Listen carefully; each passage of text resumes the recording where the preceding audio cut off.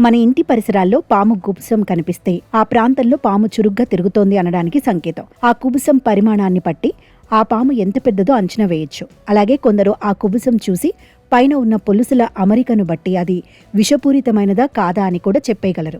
కాబట్టి కుబుసం కనిపించిన పరిసరాల్లో అంటే రాళ్లు, పాత సామాన్లు, చెత్త వంటి ప్రదేశాల్లో పాము దాక్కునే అవకాశం ఉంటుంది.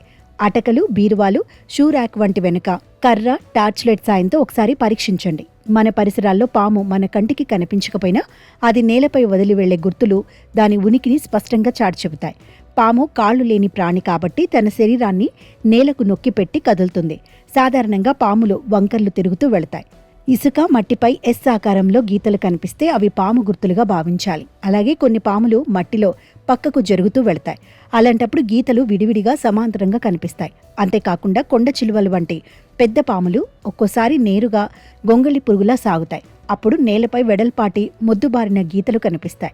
పాములు మన కంటికి కనిపించకపోయినా ఇంట్లో ఉండే పెంపుడు జంతువులు, ముఖ్యంగా కుక్కలు వాటి ఉనికిని త్వరగా పసిగట్టేస్తాయి.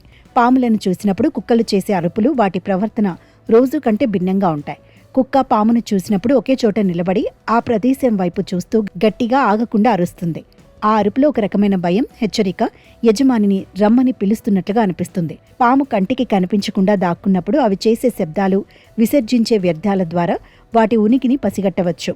వెనిగర్ లేదా సున్నం ఇంటి చుట్టూ ఉన్న ప్రహారీ గోడల వెంబడి చల్లటం వల్ల పాములు ఆ ఘాటుకు దూరంగా ఉంటాయి. పాముల బెడద ఎక్కువగా ఉంటే కార్బాలిక్ యాసిడ్ సీసాలను అక్కడక్కడ ఉంచవచ్చు. ముఖ్యంగా మన పెరట్లో సర్పగంధ లేదా లెమన్ గ్రాస్ మొక్కలను పెంచడం వల్ల పాములు వచ్చే అవకాశం తగ్గుతుంది.